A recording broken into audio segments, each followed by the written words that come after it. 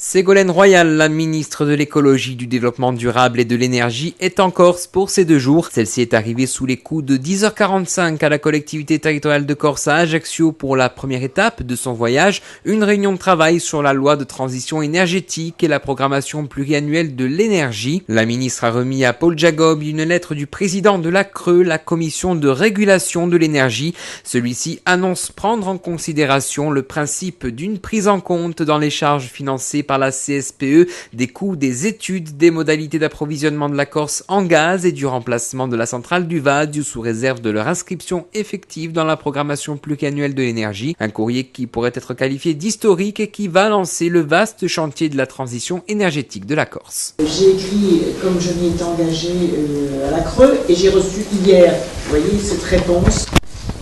Donc qui nous donne satisfaction puisque ça y est, les coûts des études, des modalités d'approvisionnement du remplacement de la centrale vont être pris en charge par la CSPE. Donc on va pouvoir lancer immédiatement ces études et nous allons pouvoir accélérer ce processus. Alors Paul, je te remets solennellement cette lettre. Qu'est-ce qui va se passer maintenant? Donc,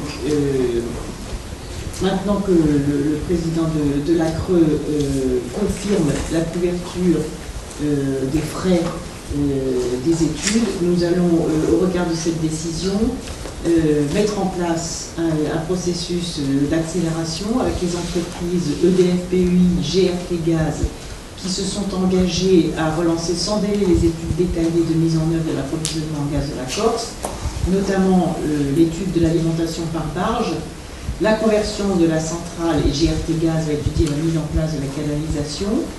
J'ai demandé au préfet de Corse de suivre attentivement l'avancement de ce projet avec un groupe de travail qui va associer le ministère, GRT Gaz, EDF PUI et la CTC qui sera mise en place pour suivre l'avancement de ces études et surtout lever les éventuels problèmes réglementaires qui pourraient apparaître.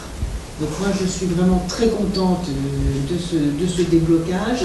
J'ajoute d'ailleurs que dans l'article 64 de la loi de transition énergétique, j'ai fait inscrire le fait, la garantie finalement que les coûts des études seront dans tous les cas couverts par la CSPE, à condition bien évidemment que le projet s'inscrive, et ça je crois que c'est le cas, dans la programmation pluriannuelle de l'énergie. Et donc, surtout, lors du débat parlementaire, j'avais dit bien évidemment à condition que la commission de régulation de l'énergie donne son accord, ce qui est le cas. Et donc moi je suis vraiment très très contente de nous apporter cette réponse positive, parce que maintenant vous allez pouvoir vous saisir à bras-le-corps de ce projet, le faire monter en puissance, engager les consultations nécessaires et surtout avoir la sécurité financière pour pouvoir déboucher assez rapidement. Et je suis sûre que ça va donner, comme vous venez très justement de le dire, du coup une autre dynamique à votre mix énergétique. C'est à partir du moment où vous avez la sécurité, la propreté d'approvisionnement, parce que c'est une énergie, je le répète, bien plus propre que le fioul lourd, vous allez pouvoir en même temps du coup investir et vous engager en toute confiance dans la montée en puissance du renouvelable en complément et de l'efficacité énergétique. Donc vous allez avoir ainsi les 3 piliers sécurisants de la transition énergétique.